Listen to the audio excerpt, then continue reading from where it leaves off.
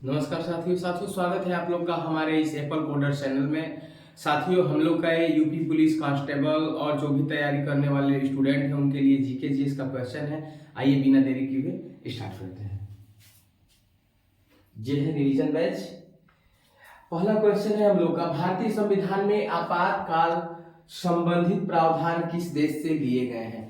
क्या लिखा है? भारतीय संविधान में आपातकाल संबंधी प्रावधान किस देश से लिए गए हैं? तो आंसर हो जाएगा जर्मनी। क्या आंसर हो जाएगा? आंसर हो जाएगा जर्मनी। और अमेरिका से क्या लिया गया है? अमेरिका से मौलिक अधिकार लिया गया है। क्या लिया गया है अमेरिका से? अमेरिका से मौलिक अधिकार लिया गया है। अमेरिका से मौलिक अधिकार लिए गए हैं। क्या लिया गया है? मौलिक अधिकार। मौलिक अधिकार किससे? अमेरिका से। ठीक, आगे है रूस से। रूस से हम लोगों ने क्या लिया है? रूस से हम लोगों ने लिया है मौलिक कर्तव्य। क्या लिया है? मौलिक कर्तव्य। रूस से हम लोगों ने मौलिक कर्तव्य लिया है। ठीक, और आयरलैंड से हम लोगों ने लिया है नीति निदेशक तत्व। क्या लिया है? नीति निदेशक तत्व। आयरलैंड से हम लोगों ने क्या लिया है? नीति निदेशक तत्व लिया है। और साथ ही राष्ट्रपति का निर्वाचन लिया है। क्या लिया है? राष्ट्रपति का निर्वाचन। क्या लिया है? राष्ट्रपति का निर्वाचन हमने कहा लिया है? आयरलैंड से। आयरलैंड से राष्ट्रपति का निर्वाचन लिया है। यानी पहला हो जाएगा भारतीय संविधान में आपातकालीन संबंधी प्रावधान किस देश से लिए गए? तो हो जाएगा जर्मनी। अमेरिका से क्या लिया गया है? मौलिक अधिकार लिया गया है। और न्यायिक पुनरावलोकन लिया गया है। क्या लिया है? न्यायिक पुनरावलोकन लिया गया है। रूस, अगला क्या है? रूस। रूस से हम लोगों ने मौलिक कर्तव्य लिया है। और आयरलैंड से हम लोगों ने नीति निदेशक तत्व लिया है, साथ ही राष्ट्रपति का निर्वाचन लिया है। अगले क्वेश्चन पे हम लोग आते हैं, भारत का सबसे लंबा राष्ट्रीय राजमार्ग कौन सा है? भारत का सबसे लंबा राष्ट्रीय राजमार्ग क्या है? नेशनल हाईवे 44 है। क्या है? NH 44 है। इसके पहले NH 7 था। क्या था? इसके पहले NH 7 था। इस NH 7 था। NH 27 क्या होता है? पोरबंदर से सिलचर तक जाता है। कहां तक जाता है? पोरबंदर से सिलचर। क्या है? पोरबंदर से सिलचर। कहां तक जाता है? पोरबंदर से सिलचर तक जाता है। और NH2 क्या है? दिल्ली से कलकत्ता। कहां तक जाता है? NH2 दिल्ली से कोलकाता तक जाता है। कहां तक जाता है? दिल्ली से कलकत्ता तक। कहां तक? दिल्ली से कलकत्ता। पहले कलकत्ता था, अब क्या हो गया? कोलकाता। तो हम लोग का भारत का सबसे लंबा राष्ट्रीय राजमार्ग क्या आ जाएगा? NH 44 आ जाएगा। क्या आ जाएगा? NH 44 national highway 44। NH 27 से क्या है? पोरबंदर से सिलचर तक है। और NH 7 जो पहले सबसे लंबा राष्ट्रीय राजमार्ग था, ये पुरानी लाइन थी। और NH 2 है, कहां से? दिल्ली से कोलकाता चल रहा है। आगे है विजयनगर साम्राज्य की स्थापना किसने की थी? दोस्तों, विजयनगर साम्राज्य की स्थापना हरिहर और बुक्का नामक दोनों भाइयों ने की थी। किसने की थी? हरिहर और बुक्का नामक दोनों भाइयों ने की थी। ये कब किए थे? 1336 में। कब किए थे? ये 1336 में संगम वंश के शासकों ने किया था। कृष्णदेवराय भी क्या थे? कृष्णदेवराय भी संगम वंश के ही शासक थे। क्या थे? कृष्णदेवराय तुलुग वंश के शासक थे। क्या थे? तुलुग वंश के। और देवराय क्या थे? देवराय थे संगम वंश के शासक। एक मिनट बोलो। संगम क्या है? एक वंश का नाम है। क्या है? एक वंश का नाम है। आगे क्वेश्चन पे हम लोग आएंगे, भारतीय संसद के संयुक्त अधिवेशन की अध्यक्षता कौन करता है? भारतीय संसद के संयुक्त अधिवेशन की अध्यक्षता कौन करता है? तो ये करता है लोकसभा का अध्यक्ष। कौन करता है? लोकसभा का अध्यक्ष। अच्छा, राष्ट्रपति क्या करता है? बुलाता है। राष्ट्रपति क्या करते हैं? बुलाते हैं। राष्ट्रपति क्या करते हैं? बुलाते हैं। उपराष्ट्रपति क्या होता है? उपराष्ट्रपति राज्यसभा का पदेन सभापति होते हैं। राज्यसभा का क्या होते हैं? पदेन सभापति। राज्यसभा का पदेन सभापति। राज्यसभा का पदेन सभापति। राज्यसभा का क्या होता है? पदेन सभापति होता है। प्रधानमंत्री का इसमें कुछ भी रोल नहीं होता है। आगे हम लोग आते हैं अगले क्वेश्चन पे। अगला क्वेश्चन है, विश्व का सबसे बड़ा द्वीप कौन सा है? विश्व का सबसे बड़ा द्वीप कौन सा है? तो विश्व का सबसे बड़ा द्वीप हो जाएगा ग्रीनलैंड। क्या हो जाएगा? ग्रीनलैंड। ऑस्ट्रेलिया भी क्या है? एक महाद्वीप है। ऑस्ट्रेलिया क्या है? एक महाद्वीप है। चूंकि ऑस्ट्रेलिया को हम लोग ओशिनिया महाद्वीप बोलते हैं। क्या बोलते हैं? ओशिनिया महाद्वीप। क्या बोलते हैं? ओशिनिया महाद्वीप बोलते हैं। किसको? ऑस्ट्रेलिया को। ऑस्ट्रेलिया को क्या बोलते हैं? ओशिनिया महाद्वीप बोलते हैं। मेडागास्कर से हम लोग को कोई मतलब नहीं है। जापान क्या है? जापान एक देश है। आगे हम लोग आते हैं साइमन कमीशन का नारा साइमन गो बैक किसने दिया था? साइमन गो बैक का नारा दिया था लाला लाजपत राय ने। किसने दिया था? लाला लाजपत राय ने साइमन गो बैक का नारा दिया था। महात्मा गांधी ने इसका विरोध किया था। महात्मा गांधी ने किसका विरोध किया था? साइमन कमीशन जो आया था इसका महात्मा गांधी ने भी विरोध किया था, और नेहरू ने भी विरोध किया था, और सुभाष चंद्र बोस ने भी विरोध किया था। तीन लोगों ने क्या किया था? साइमन गो बैक, ये साइमन का क्या किया था? विरोध किया था। अगला क्वेश्चन है अनुच्छेद 21 किससे संबंधित है? अनुच्छेद 21 किससे संबंधित है? तो जीवन और व्यक्तिगत स्वतंत्रता से संबंधित है। किससे है? जीवन और व्यक्तिगत स्वतंत्रता से संबंधित है। अनुच्छेद 14 है समानता से। अनुच्छेद 14 है समानता से। अनुच्छेद कहां ले गए? 14 क्या हो जाता है? समानता का अधिकार, स्वतंत्रता का अधिकार किसमें आ जाएगा? 19 में आ जाएगा। और 21 में जीवन और व्यक्तिगत स्वतंत्रता का अधिकार है ही, साथ ही धार्मिक स्वतंत्रता का अधिकार आ जाएगा किसमें? अनुच्छेद 25 में। किसमें? अनुच्छेद 25 में धार्मिक स्वतंत्रता का अधिकार आ जाएगा। तो क्या हमने देखा कि अनुच्छेद 14 में क्या आ रहा है? समानता का अधिकार। अनुच्छेद 19 में क्या आ रहा है? स्वतंत्रता का अधिकार। अनुच्छेद 21 में जीवन और व्यक्तिगत स्वतंत्रता का अधिकार। अनुच्छेद 25 में धार्मिक स्वतंत्रता का अधिकार। आगे है मानसूनी वर्षा किस प्रकार की होती है? मानसूनी वर्षा किस प्रकार की होती है? तो ये मौसमी पवन पर आधारित होती है। किस पे होती है? मौसमी पवन पर आधारित होती है। ये पर्वतीय, पर्वतों से टकरा के होने वाली वर्षा होती है, वो पर्वतीय वर्षा होती है। और समूहनीय वर्षा में क्या होती है ना, गर्मी जो धीरे धीरे पृथ्वी की गर्मी ऊपर जाती है, ऊपर जाने के बाद से क्या होता है, हवा से मतलब पर्वत से होके हवा से टकराती है। जैसे हम लोग इसको क्या बोलते हैं? आम्र बौछार भी बोलते हैं। क्या बोलते हैं? आम्र बौछार भी बोलते हैं। आम्र बौछार भी बोलते हैं। ये चक्रवाती, जो चक्रवाती मतलब चक्कर के आकार से होके चलती हैं, कम दबाव के कारण उत्पन्न हुई ये मानसूनी जो पवनें होती हैं, इसे क्या बोलते हैं? चक्रवाती बोलते हैं। अगला क्वेश्चन है दास प्रथा को समाप्त करने वाला गवर्नर जनरल कौन था? क्या है? दास प्रथा को किसने समाप्त किया था? दास प्रथा को समाप्त किया था लॉर्ड विलियम बेंटिंक ने। किसने किया था? लॉर्ड विलियम बेंटिंक ने क्या किया था? दास प्रथा को समाप्त किया था। लॉर्ड रिपन के समय में प्रथम जनगणना हुई थी 1882 में। कब हुई थी? 1882 में क्या हुआ था? लॉर्ड रिपन के समय में भारत में ना नियमित जनगणना शुरू हुई थी। और साथ ही साथ ये क्या है? लॉर्ड कर्जन, लॉर्ड कर्जन के समय में क्या हुआ था? तो लॉर्ड कर्जन ने बंगाल विभाजन किया था। कब किया था? 1905 में। कब किया था? 1905 में बंगाल विभाजन किया था। क्या किया था? बंगाल विभाजन किया था। किसने किया था?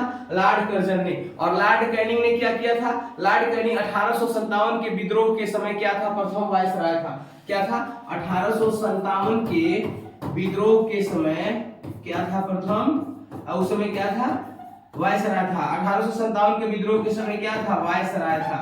वायसराय। इन लोगों ने मिलकर 1857 के विद्रोह को दबा दिया था, नहीं तो शायद हम लोग बहुत पहले आजादी मिल गई होती हम लोग को। अगला है संविधान सभा में प्रारूप समिति का गठन कब हुआ? संविधान सभा में प्रारूप समिति का गठन कब हुआ था? तो संविधान सभा में प्रारूप समिति का गठन 1947 में हुआ था। कब हुआ था? 1947 में हुआ था। 9 दिसंबर 1947 क्या हुआ था? सॉरी 29 अगस्त 1947 को हुआ था। क्या हुआ था? 29 अगस्त 1947। 29 अगस्त 1947 को क्या हुआ? संविधान सभा में प्रारूप समिति का जब गठन हुआ तो 29 अगस्त डेट को याद कर लीजिएगा। 29 अगस्त 1947 को हुआ था। 1946 से हमें क्या मतलब है? तो दोस्तों 1946 में 9 दिसंबर 1946 को पहली बार संविधान सभा की बैठक हुई। 9 दिसंबर 1946 क्या हुआ है? पहली बार संविधान सभा की बैठक हुई है।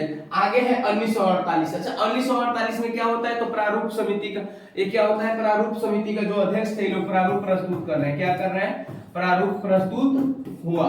क्या हो रहा है? प्रारूप प्रस्तुत हो रहा है। और 1949 में क्या हो रहा है? तो 1949 में 26 नवंबर 1949 को हमारा संविधान क्या हो जा रहा है? संविधान बनके तैयार हो रहा है। 26 नवंबर 1949।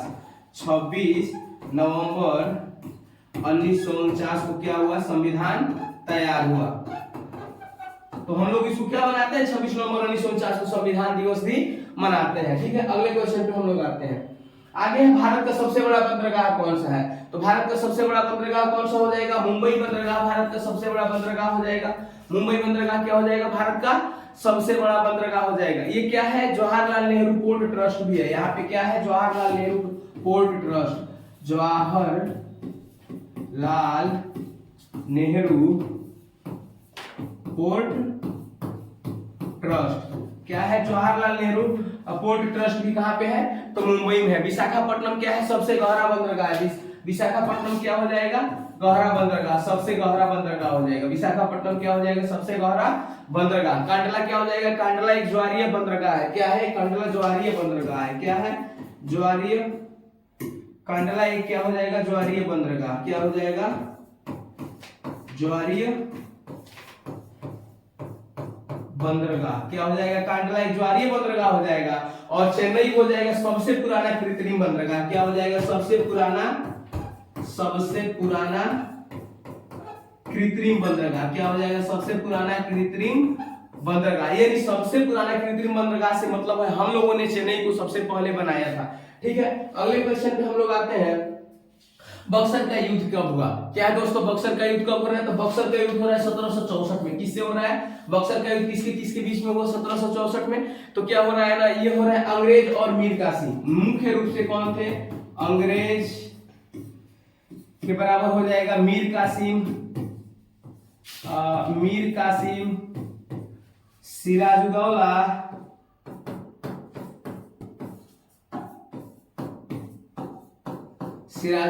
और भारत के और भी ये जो युद्ध करने वाली समिति के लोग थे, इन लोगों ने क्या किया था, युद्ध में भाग लिया था। आगे हो जाएगा 1757 को क्या हो रहा है, पलासी का युद्ध हो रहा है। क्या हो रहा है 1757 का, ये हो रहा है पलासी का युद्ध। 1757 को क्या हुआ, पलासी का युद्ध हुआ। आगे है 1761 को क्या हो रहा है, तो पानीपत का तृतीय युद्ध हो रहा है। क्या हो रहा है, पानीपत का तृतीय युद्ध। क्या हो रहा है, पानीपत का तृतीय युद्ध, पानीपत का तृतीय युद्ध हो रहा है। और 1773 में क्या हो रहा है, रेगुलेटिंग एक्ट आ रहा है। 1773 में क्या हो रहा है, रेगुलेटिंग एक्ट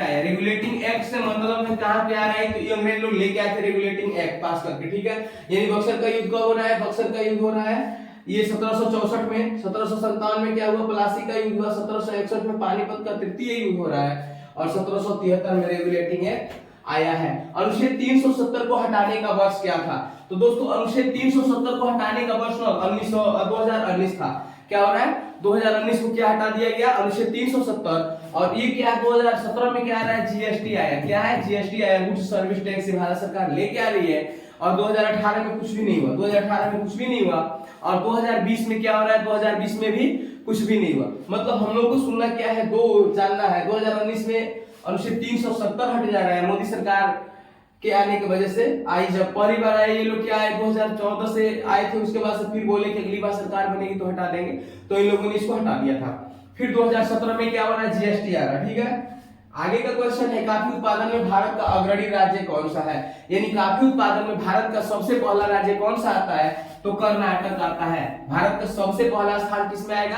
कर्नाटक में आएगा। अच्छा, दूसरा स्थान किसी का आएगा ना, हाँ तमिलनाडु किस पे आएगा, दूसरे स्थान पे आएगा। केरल से भी हो सकता है, केरल तीसरा स्थान पे आएगा। केरल किस पे आएगा, केरल थर्ड पे आएगा। और आंध्र प्रदेश किस में आ रहा है, तो आंध्र प्रदेश ना उत्पादन बढ़ रहा है पर अग्रणी राज्य नहीं है। क्या हो रहा है, उत्पादन बढ़ रहा है मतलब इनकी संख्या बढ़ रही है, मतलब ये लोग ज्यादा संख्या में उत्पादन कर रहे हैं, लेकिन अग्रणी राज्य नहीं है। जैसे पहला स्थान पे कर्नाटक, दूसरे पे हो जाएगा तमिलनाडु, तीसरा है केरल और चौथा है आंध्र प्रदेश। अच्छा, किसी ने ये सोचा है कि सब ये दक्षिण भारत के ही राज्य क्यों है। दक्षिण भारत के राज्य से क्या मतलब है, क्योंकि उन लोगों के पास ऐसी मिट्टी पाई जाती है कि काफी उत्पादन किया जा सके। अच्छा, काफी लाया कौन होगा, लाने वाले का नाम था बाबा बुदान। क्या नाम था, बाबा बुदान। क्या नाम था इनका, बाबा बुदान। हम लोग पढ़ते हैं ना तो जानते हैं कि बाबा बुदान इनके नाम से एक पहाड़ियां भी है। क्या नाम है, बाबा बुदान के नाम से एक पहाड़ी है। इसका क्या नाम हो जाएगा, बाबा बुदान की पहाड़ी। क्या नाम हो जाएगा, बाबा बुदान की पहाड़ी। ऐसा बाबा बुदान की पहाड़ी से क्या था ना, ये क्या ना दाढ़ी में छिपा के लेके आए थे कॉफी को दाढ़ी में 6-7 को बीज छिपा के लेके आए थे और भारत के अपने मिट्टी पे उसको रख के उगाए और उसके बाद से इनकी लाई भी काफी फेमस हुई भारत में। ठीक है, अगले क्वेश्चन पे हम लोग आते हैं। अगला क्वेश्चन है, जलियांवाला बाग हत्याकांड के समय पंजाब का गवर्नर जनरल कौन था। लगभग सबसे बढ़िया क्वेश्चन है कि जलियांवाला बाग के समय में क्या था, जलियांवाला बाग हत्याकांड के समय में पंजाब का गवर्नर जनरल कौन था, तो माइकल ओडायर। कौन था, माइकल ओडायर। अब आइए हम लोग जानते हैं माइकल कौन था, ओडायर गवर्नर जनरल था। आर्डर किसको दिया था, तो आर डायर को दिया था। किसने दिया, सॉरी आर्डर किसको दिया था? तो डी डायर को दिया था, जनरल डी डायर को दिया था। समझ में आ रहा है? ओ से आर्डर दिया था, डी से डायर को, किस डायर को? जनरल डी डायर को। ये क्या कर रहा है ना, वो आर्डर दे रहा है, एक गोली चला दिया। क्या है? कुआं नुमा है। एक मिनट, हम लोगों ने एक कुआं तो आता नहीं है, काम का बना दे रहे हैं, ऐसे एक रास्ता बना दे रहे हैं हम लोग। यहाँ पे एक कुआं बना दे रहे हैं, बीच में लोग बैठे हैं, इधर से लोग गोला बारूद लेके आ रहे हैं और मारना शुरू कर दे रहे हैं। तीन ओर से घिरा हुआ रास्ता, तीन ओर से बंद कमरा और एक ओर से रास्ता। जैसे एक बंद कमरा हम लोग अपने गांव का मान लेते हैं, तीन ओर से, चारों ओर से बंद है और एक कमरा है, तो इसके ऊपर हम लोग अगर कुछ लगा देंगे तो भागने की जगह नहीं बचेगी। वो लोग क्या कर रहे हैं, भागने के लिए इस विहार में कूदना शुरू कर दे रहे हैं। जो लोग बच जा रहे हैं इसको ये लोग गोले और बारूद से उड़ा दिए। किसने उड़वा दिया? तो जनरल वो डायर ने उड़वा दिया। किससे? बोल के जनरल डी डायर को। और इसी के कमीनेपन के वजह से उधम सिंह ने, कौन मारा था? उधम सिंह ई कब मारा था? तो ई मारा था 1900, क्या हुआ था? 13 अप्रैल 1919, 13 अप्रैल 1919 को ही किया था। ठीक है, ई मारे थे कौन जाके?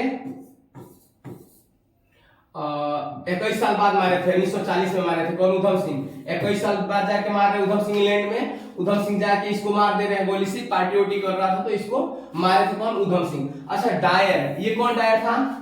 डायर से भी हो सकता है ना कुछ, ये कौन सा डायर होगा?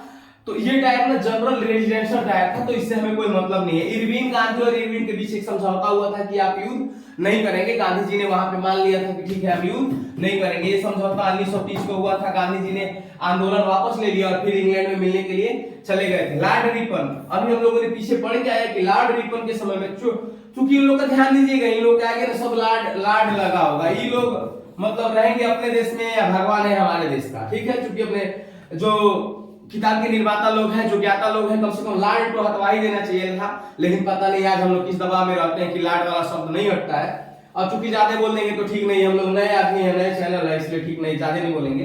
तो क्या होता है, ये अभी चुट्टा का भी नाम तो लाडे लिखना पड़ेगा ना। लॉर्ड रिपन के समय में नियमित रूप से जनगणना शुरू हुआ था 1882 में, और आज तक हम लोग उसी जनगणना के हिसाब से चले आ रहे थे। लेकिन क्या है, जब 2021 की जनगणना आई ना, उस समय कोरोना का काल चल रहा था, और क्या था, ये मोदी सरकार बोल रही है कि नहीं जनगणना नहीं होगा, तो 2026 में अब जाके जनगणना हो रही है। चलिए हम लोग नेक्स्ट पेज पे आते हैं।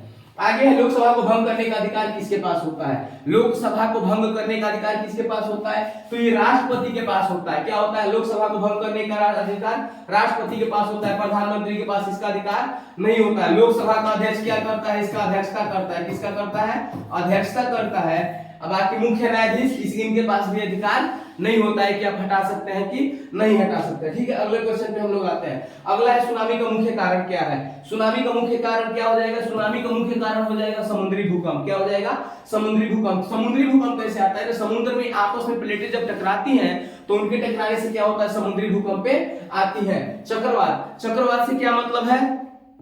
चक्रवात क्या, ये भी सुनामी की लहरें की तरह होती है। चक्रवात भी सुनामी लहरों की तरह होती है, लेकिन ये सुनामी नहीं होती है। अगला क्वेश्चन है इसमें का, अगला टॉपिक है ज्वालामुखी। ज्वालामुखी क्या होता है? ये पर्वतों पठारों के आसपास ही ज्वालामुखी निकलती है। ठीक है, और बाढ़ तो हमारे यहाँ भी आती है, आपके यहाँ भी आती होगी। बाढ़ कभी कभी ऐसे आती है कि जैसे कभी किसी स्टेट को ही दबा के लेके चली जाती है। जैसे बाढ़ आने से काफी नुकसान होता है, जनजीवन अस्त व्यस्त हो जाता है। अगला क्वेश्चन है, भारत में प्रथम स्वतंत्रता संग्राम कब हुआ था? इतिहास के पन्नों के हिसाब से, ऑप्शन के हिसाब से भारत में प्रथम स्वतंत्रता संग्राम 1857 को हुआ था, लेकिन इसके पहले भी हुआ था, 1757 में भी स्वतंत्रता संग्राम हुआ था। चूंकि ये खास समुदाय के लोग किए थे तो इसका नाम नहीं आएगा। खास समुदाय के लोगों ने किया था तो इसका नाम नहीं आएगा। ठीक है, 1885 में क्या होता है? 1885 में क्या होता है कि कांग्रेस की स्थापना हो जाती है। 1885 में क्या होता है? कांग्रेस की स्थापना। क्या होती है? कांग्रेस की स्थापना होती है। कांग्रेस की स्थापना। अच्छा, किसने किया था कांग्रेस का स्थापना? तो क्या था? लॉर्ड ह्यूम ने किया। क्या नाम था? एओ ह्यूम ने किया था। एओ ह्यूम ने किया था। एलन ऑक्टेवियन ह्यूम ने किया था। किसकी स्थापना? कांग्रेस की स्थापना। 1905 में क्या हो रहा है? 1905 में बंगाल विभाजन हो रहा है। क्या हो रहा है? 1905 में बंगाल विभाजन।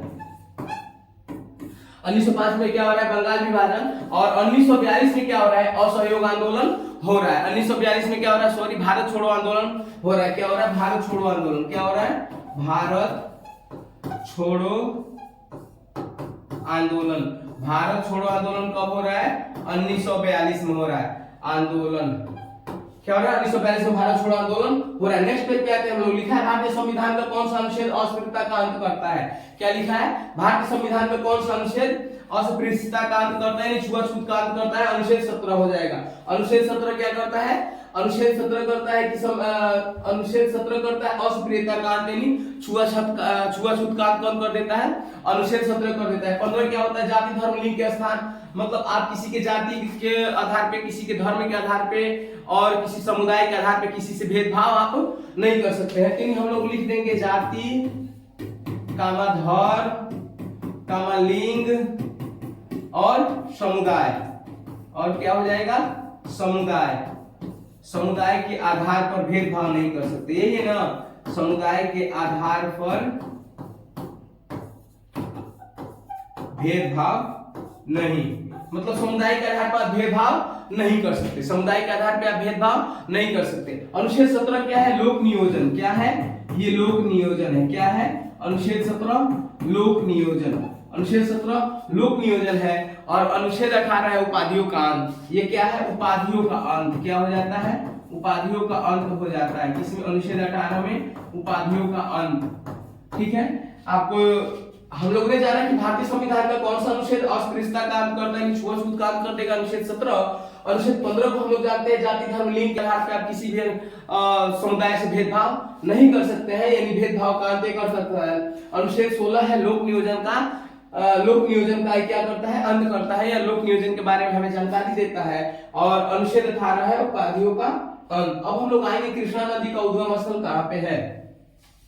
क्या है दोस्तों, कृष्णा नदी का उद्गम स्थल कहाँ पे है, महाबलेश्वर पे है। कहाँ पे है, महाबलेश्वर से है। कहाँ पे है कृष्णा नदी का उद्गम स्थल, महाबलेश्वर से। अमरकंटक क्या है, नर्मदा और सोन नदी का क्या है, उद्गम है। अमरकंटक क्या है, नर्मदा और सोन नदी का उद्गम है। नर्मदा और सोन नदी का उद्गम, नर्मदा और सोन नदी का उद्गम स्थल क्या हो जाएगा, अमरकंटक हो जाएगा। अमरकंटक क्या हो जाएगा, नर्मदा और सोन नदी का उद्गम। नासिक क्या है, गोदावरी का उद्गम करता है। क्या करता है, गोदावरी। ये गोदावरी एक नदी है, गोदावरी, वहां से क्या होता है, नासिक का उद्गम स्थल होता है। नासिक का उद्गम स्थल क्या हो जाएगा, गोदावरी। और त्र्यंबक क्या है, त्र्यंबकेश्वर क्या हो जाएगा, ये भी क्या है, गोदावरी का उद्गम स्थल है। मतलब नासिक और गोदावरी का उद्गम स्थल क्या हो जाएगा, त्र्यंबकेश्वर। और नासिक किसका हो जाएगा, गोदावरी का उद्गम स्थल हो जाएगा। अगले पेज पे हम लोग आएंगे, लिखा है दिल्ली सल्तनत का अंतिम वंश कौन सा था। तो दोस्तों हम लोग पढ़ चुके हैं कि दिल्ली सल्तनत का अंतिम वंश हो जाएगा लोधी वंश। अच्छा, लोधी वंश को मारा था कौन, इस लोधी वंश का अंतिम शासक कौन था, तो इब्राहिम लोधी। कौन था, इब्राहिम लोधी था। कौन था दोस्तों, इब्राहिम लोधी। इब्राहिम लोधी को मारा किसने था, तो बाबर ने मारा था। किसने मारा था, बाबर ने मारा था। बाबर किस वंश का था, तो ये मुगल वंश का था। बाबर किस वंश का था, तो मुगल वंश का था। बाबर जब आक्रमण करने आया तो दिल्ली सल्तनत पे कौन बैठा हुआ था, इब्राहिम लोधी। इब्राहिम लोधी ने लोहा लिया और वीरतापूर्वक मारा, वीरतापूर्वक लड़ते हुए इब्राहिम लोधी मारा गया। ठीक है, खिलजी वंश, क्या हम लोग को जानना है, खिलजी वंश 1290 से लेके और 1300 के बीच में चला था। कब चला था, 1290 से लेके 1320 के बीच में क्या चला, ये खिलजी वंश चला। लगभग 30 वर्ष इनका क्या रहा, शासन रहा। और ये तुगलक वंश क्या चल रहा है, 1320 से स्टार्ट होता है, 1320 से स्टार्ट होता है तुगलक वंश और कुछ दिनों तक चलता है। जैसे हम लोग मान लेते हैं कि 1414 तक चला था, मानना क्या है 14 से 14 तक चला था। फिर हम लोग आते हैं सैयद वंश पे। किस पे आते हैं, सैयद वंश, यानी लोधी वंश के पहले क्या था, सैयद वंश था। लोधी वंश के पहले क्या था, सैयद वंश। 14 से 14 से स्टार्ट हुआ था, यानी तुगलक वंश के शासक को मार के किसने नींव डाली थी, तो सैयद वंश के शासकों ने नींव डाली थी। आगे हम लोग आते हैं, भारतीय संविधान की 8वीं अनुसूची किससे संबंधित है, तो भारतीय संविधान की 8वीं अनुसूची ना भाषाओं से संबंधित है। किससे है, भाषाओं से है। इसमें कितनी भाषाएं हैं, तो 22 भाषाओं को मान्यता दी गई है, 22 भाषाएं हैं। इसके पहले कितनी थी, तो 14 भाषाएं थी। कितनी भाषाएं थी, 14 भाषाएं थी। लेकिन क्या होता है, भाषाओं के लेके ही हम लोग भारत के लोग लड़ते रहते हैं, तो इसलिए 22 भाषाएं कर दी गई हैं। अब क्या कर दिया गया है, 22 भाषाएं। अच्छा, राज्यों से संबंधित है, तो राज्यों से क्या हो जाएगा, ये पहली अनुसूची है। क्या है, अनुसूची से संबंधित है, ये पहली अनुसूची से संबंधित है। आगे है कि पंचायतों से संबंधित है। क्या है? पंचायतों में क्या किया गया? 11वीं अनुसूची में पंचायतों को रखा गया। गांव की जो पंचायतें हैं किस अनुसूची में रखा गया है? 11वीं अनुसूची में। किसमें? 11वीं अनुसूची में रखा गया है। न्यायपालिका से संबंधित है। न्यायपालिका किससे संबंधित है? तो ये शपथ से संबंधित है। किससे है? ये शपथों को दिलवाने का काम करता है। ठीक है, शपथ से संबंधित है। न्यायपालिका शपथ से संबंधित है, मतलब तीसरी अनुसूची में है, शपथ से संबंधित है। अगला क्वेश्चन है हम लोग का, विश्व का सबसे ऊंचा जलप्रपात कौन सा है? विश्व का सबसे ऊंचा जलप्रपात कौन सा है? विश्व का सबसे ऊंचा जलप्रपात हो जाएगा एंजील जलप्रपात। क्या हो जाएगा? एंजील जलप्रपात विश्व का सबसे ऊंचा जलप्रपात हो जाएगा। और नियाग्रा क्या है? यूएसए और कनाडा के बीच क्या है? प्रसिद्ध ऊंची एक नदी है। क्या है? यूएसए और कनाडा, यूएसए और कनाडा के बीच क्या है? एक ऊंची नदी है विक्टोरिया। विक्टोरिया एक झील है। विक्टोरिया क्या है? एक झील है। ये कहां पे है? वेनेजुएला में है। कहां पे है? वेनेजुएला में। कहां पे? वेनेजुएला, वेनेजुएला, वेनेजुएला में है। कहां पे है? वेनेजुएला में। जोंग क्या है? जोंग एक जलप्रपात है। जोंग क्या है? जलप्रपात है। कहां पे है? कर्नाटक में। कहां पे है? भारत के कर्नाटक में है जोंग जलप्रपात। जोंग जलप्रपात भारत के कर्नाटक में है। जोंग जलप्रपात भारत के कर्नाटक। ठीक है, आगे हम लोग आएंगे। आगे है आर्य समाज की स्थापना किसने की थी? दोस्तों आर्य समाज की स्थापना किसने की थी? तो आर्य समाज की स्थापना ना स्वामी दयानंद सरस्वती ने की थी। आर्य समाज की स्थापना किसने की थी? स्वामी दयानंद सरस्वती ने की थी। विवेकानंद क्या कर रहे हैं? रामकृष्ण मिशन की स्थापना कर रहे हैं। किसका स्थापना कर रहे हैं? रामकृष्ण मिशन। विवेकानंद किसकी स्थापना कर रहे हैं? रामकृष्ण मिशन की स्थापना किसने किया था? विवेकानंद ने। राजा राम मोहन राय क्या करता है? ये क्या है? धार्मिक सुधार आंदोलन चलाते हैं। क्या चलाते हैं? धार्मिक सुधार आंदोलन। क्या चलाते हैं? धार्मिक सुधार आंदोलन। ये भारत का राष्ट्रवाद का जनक भी इनको बोला जाता है। भारत के राष्ट्रवाद का जनक भी बोला जाता है। अच्छा, ये कुछ स्थापना किए थे। ये 1828 में किसका स्थापना किए थे? तो ब्रह्म समाज का। किसका? ब्रह्म समाज की स्थापना कर रहे हैं। कौन? राजा राम मोहन राय। एनी बेसेंट क्या थी? एनी बेसेंट एक महिला थी जो भारत के लिए स्वतंत्रता संग्राम में भाग ले रही थी। क्या कर रही थी? स्वतंत्रता संग्राम में भाग ले रही थी। कहा? इनकी भी एक पार्टी थी, उस पार्टी का नाम था theosophical society. Theosophical society. Theosophical society यानी एक ऐसी महिला जो आयरलैंड से चल के आ रही है। क्या होता है? थियोसोफिकल सोसाइटी एक ऐसी महिला जो आयरलैंड से चल के आती है। भारत का कंडीशन देखने के बाद से ना भारत के लोगों से बोलती है कि नहीं युद्ध करिए, अंग्रेजों के खिलाफ क्या करिए, आप एक अलग जगाइए भारत के लोगों में कि आपको आजादी चाहिए, ये देश अंग्रेजों का नहीं है, ये देश आपका है। तो क्या है? एनी बेसेंट ना एक उग्र प्रवृत्ति की महिला थी जो तिलक, लाला लाजपत राय के साथ मिलके भारत की स्वतंत्रता संग्राम में भाग ली थी।